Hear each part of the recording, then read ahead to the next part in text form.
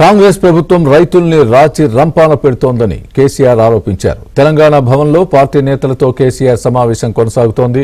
పలు అంశాలపై కేసీఆర్ కేడర్కు దిశానిర్దేశం చేస్తున్నారు. పాలమూరు, నల్లగొండ జిల్లాలను అద్భుతంగా తీర్చిదిద్దామని, పాలమూరు రంగారెడ్డి ప్రాజెక్టును ఎందుకు పడవ పెట్టారని ప్రభుత్వాన్ని కేసీఆర్ ప్రశ్నించారు. రైతులకు నీళ్లిచ్చే చెక్ డ్యాంలను పేల్చేయడం దారుణమని, అధికారంలోకి వచ్చాక కూల్చిన వాళ్ళు పాతాళంలో ఉన్న పట్టుకొస్తామని కేసీఆర్ అన్నారు.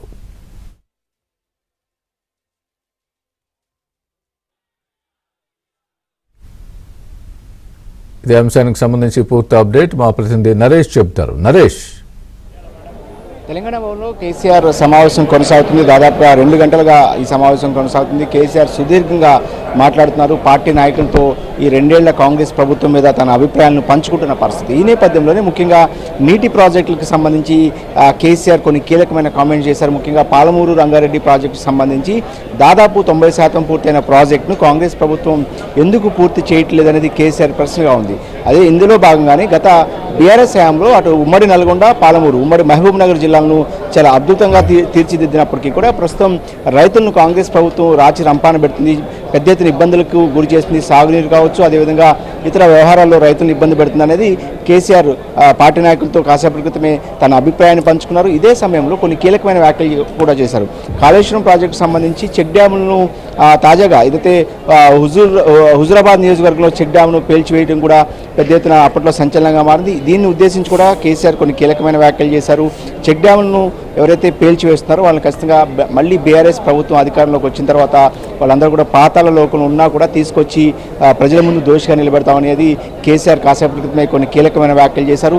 ఇందులో భాగంగానే పాలమూరు రంగారెడ్డి ప్రాజెక్టుకు సంబంధించి బీఆర్ఎస్ ప్రభుత్వం అప్పటి కేంద్ర ప్రభుత్వం దగ్గర 90 టీఎంసీలకు ఒప్పుకుంటే ప్రస్తుతం కాంగ్రెస్ ప్రభుత్వం 40 అంటే మొదటి దఫాగా 45 టీఎంసీలకి ఒప్పుకోవడం ఇది సరైనది కాదు, తెలంగాణ రైతాంగానికి చాలా ద్రోహం చేయడం అనేది కేసీఆర్ మాటగా ఉంది. ఇదే అంశం మీద కేసీఆర్ ప్రస్తుతం నీళ్లు, నిధులు, నియామకాల పేరుతోనే తెలంగాణ ఉద్యమం నడిచింది. ప్రస్తుతం కేసీఆర్కు నీళ్ల అంశాన్ని ఆయన ఎత్తుకున్నారు. ఖచ్చితంగా ఈ అంశం మీద అటు పాలమూరు, రంగారెడ్డి జిల్లాల్లో కేసీఆర్ పర్యటనకు సిద్ధమవుతున్నారు.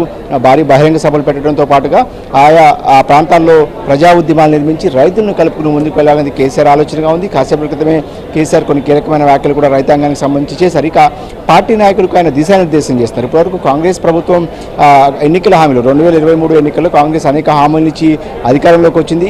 కానీ అధికారంలోకి వచ్చిన తర్వాత ఎలాంటి హామీలను కూడా ఎన్నికల హామీలను ఎక్కడ కూడా అమలు చేయటం లేదు.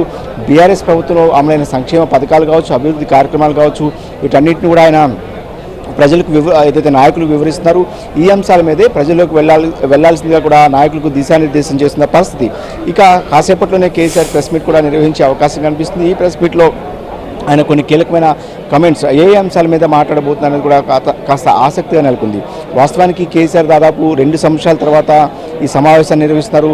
సొంత పార్టీని కూడా గాడిలో పెట్టాల్సిన అవసరం ఉందనేది కేసీఆర్ ఆలోచనగా ఉంది. ఇందులో భాగంగానే కాంగ్రెస్ ప్రభుత్వానికి, కొత్తగా ఏర్పడిన కాంగ్రెస్ ప్రభుత్వానికి తగిన సమయం ఇవ్వాలని చెప్పి కేసీఆర్ మొదటి నుంచి కూడా భావిస్తూ వచ్చారు. ఇందులో భాగంగానే 2 ఏళ్లుగా కేసీఆర్ ఎక్కడా మాట్లాడలేదు, చాలా మౌనంగా ఉన్నారు. మొదటిసారి కేసీఆర్ తన మౌనాన్ని వీడబోతున్న నేపథ్యంలోనే తెలంగాణ రాజకీయాలు చలికాలంలో కూడా హాట్గా మారాయి. ఇప్పటికే కేసీఆర్ మీటింగ్ మీద కాంగ్రెస్ ప్రభుత్వం వైపు నుంచి మంత్రులు కావచ్చు, నాయకులు కావచ్చు ఇప్పటికే పెద్ద ఎత్తున స్పందిస్తున్నారు. కేసీఆర్ కాసేపట్లోనే ప్రెస్ మీట్ నిర్వహించిన తర్వాత అనేక అంశాలను, ముఖ్యంగా ఎన్నికల హామీలు కావచ్చు, సాగునీటి ప్రాజెక్టులు కావచ్చు, రైతాంగ సమస్యలు కావచ్చు, అదేవిధంగా నిరుద్యోగ యువత సమస్యలు కావచ్చు, ఈ అన్ని అంశాల మీద కేసీఆర్ మాట్లాడతారనేది మనకున్న సమాచారం. పార్టీ వర్గాలు కూడా అందుకు అనుగుణంగా ఏదైతే ఇక్కడ సిబ్బంది కూడా అందుకు అనుగుణంగా ఏర్పాట్లు కూడా చేస్తున్న పరిస్థితి. 2:30కు కేసీఆర్ తెలంగాణ భవన్కు చేరుకున్నారు. అంటే 3 గంటలకి సమావేశం ప్రారంభమైంది. దాదాపుగా 2 గంటలుగా మొదట వర్కింగ్ ప్రెసిడెంట్ హోదాలో కేటీఆర్ ప్రారంభ ఉపన్యాసం ఇచ్చారు. తర్వాత శాసనమండలిలో ప్రతిపక్ష నాయకుడిగా ఉన్న మధుసూదనాచారి కూడా ఈ మీటింగ్లో మాట్లాడారు. వాళ్ళిద్దరి తర్వాత కేసీఆర్ సుదీర్ఘంగా ప్రస్తుతం ఏదైతే తన ప్రసంగాన్ని కొనసాగిస్తారు. నాయకులంతా కూడా దాదాపు 430 మంది నాయకులు ప్రస్తుతం ఈ హాల్లో కూర్చున్నారు. వాళ్ళందరినీ ఉద్దేశించి కేసీఆర్ ప్రసంగిస్తారు.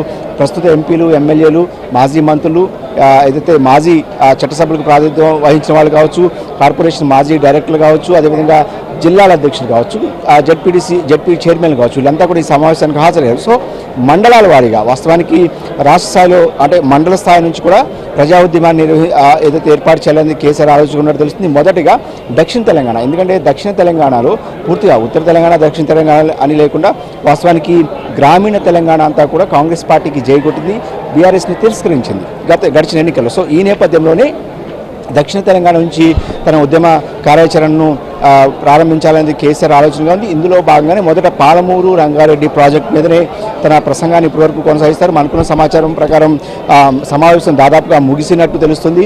కొన్ని నిమిషాల్లోనే ఈ సమావేశం ముగిసిన తర్వాత కాసేపట్లోనే కేసీఆర్ అయితే ప్రెస్ మీట్ నిర్వహించే అవకాశం కనిపిస్తుంది. ముఖ్యమంత్రిగా అంటే ప్రతిపక్ష నాయకుడిగా 2 ఏళ్లుగా కేసీఆర్ ప్రతిపక్ష నాయకుడిగా కొనసాగుతూ వస్తారు. ప్రతిపక్ష నాయకుడి హోదాలో కేసీఆర్ మాట్లాడబోతున్న మొట్టమొదటి ప్రెస్ మీట్ కూడా ఇదే.